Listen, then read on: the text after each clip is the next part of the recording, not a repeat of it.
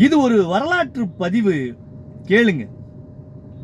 Napoleon ஒரு படையின் வீரராக இருந்தபோது அவருடைய படை ஒரு ஊரில் முகாமிட்டிருந்தது. ஒரு நாள் பகல் நேரத்தில் எல்லா வீரர்களும் ஓய்வெடுத்து விளையாடிக் கொண்டிருந்தனர். நெப்போலியன் மட்டும் அவருடைய கூடாரத்தில் அமர்ந்து நூல்களை வாசித்துக் கொண்டிருந்தார். அப்போது அந்த ஊரைச் சேர்ந்த பெண்மணி ஒருவர் அங்கு வந்தார். மற்ற வீரர்கள் எல்லாம் மகிழ்ச்சியாக விளையாடிக் கொண்டிருக்க நெப்போலியன் மட்டும் கூடாரத்தில் தனியாக அமர்ந்திருப்பதை பார்த்து அந்த பெண்மணிக்கு நகைப்பு ஏற்பட்டது. நெப்போலியனிடம் சென்று, மற்ற வீரர்கள் எல்லாம் உல்லாசமாக விளையாடிக் கொண்டிருக்க நீ மட்டும் இந்த கூடாரத்தில் தனிமையில் என்ன செய்து கொண்டிருக்கிறாய்? ஒரு நாளும் நான் உன்னை வெளியில் பார்த்ததில்லையே, நீ என்ன கோச பெண்ணா என்று கேட்டார்.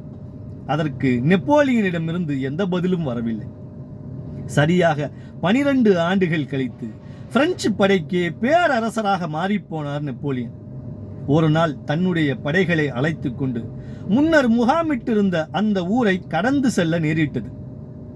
அப்போது எதிர்பாராத விதமாக முன்னர் சந்தித்த அந்த பெண்மணியை சந்திக்க நேரிட்டது. நெப்போலியன் அந்த பெண்ணிடம், அம்மா, என்னை உங்களுக்கு நினைவிருக்கிறதா என்று கேட்டார்.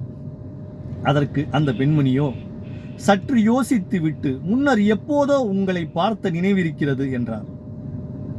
அப்போது நெப்போலியன், ஒரு சமயம் உங்கள் ஊரில் நாங்கள் முகாமிட்டிருந்த போது நான் கூடாரத்தில் அமர்ந்து நூல்களை வாசித்துக் கொண்டிருந்தேன்.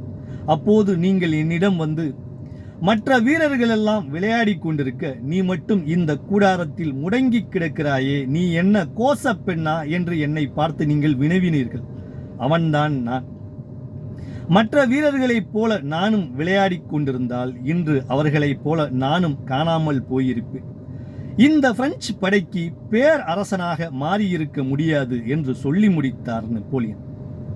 நண்பர்களே, இந்த வரலாறு நமக்கு சொல்லும் செய்தி என்ன? அரிய பெரிய கண்டுபிடிப்புகள் எல்லாம் ஒரு நாள் உழைப்பில் வந்தது அல்ல. நேரத்தை வீணடிப்பவர்கள் யாரும் வெற்றி பெறுவதே இல்லை. ஒரு விஷயத்தில் எவ்வளவு ஈடுபாட்டோடு செயல்படுகிறோமோ அதை பொறுத்துத்தான் நமக்கு வெற்றி கிடைக்கிறது. நன்றி.